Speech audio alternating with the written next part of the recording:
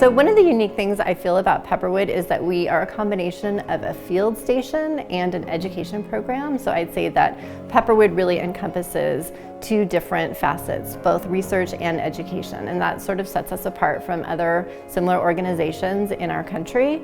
So some of our most popular programs include a school field trip where the kids from 2nd through 5th grade can come up to our preserve, get out on the land, and really fall in love with nature.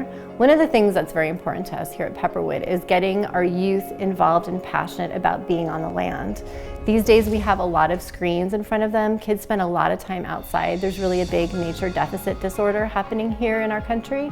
And so one of our goals here is to get the kids to fall back in love with being outside, getting dirty, feeling a squishy frog in their hands, and really experiencing nature. And for some of them, really overcoming their fears about being outside. So when they're younger, when they're about 7, 8, 9, our goal really is to get them to fall in love with nature and be comfortable outside. And from then they can be passionate about wanting to become stewards of the land and really go out and help to conserve nature later on in life, and perhaps even study science in college. Kids don't get as many opportunities to play outside as they used to, and I think that it's the easiest place to learn science.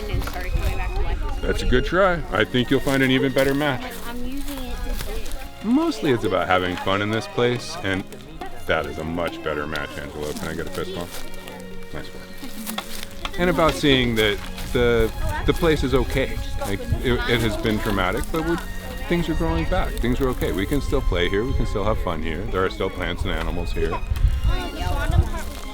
A lot of kids today don't have many opportunities to get outside, and so that's one of the things that we really try to do with our scenic program is get these kids outside, get them exploring, introduce them to nature if they've never been introduced before, get them comfortable. You know, it's very scary for some of them, so making them feel comfortable and know where the real dangers are and what's safe.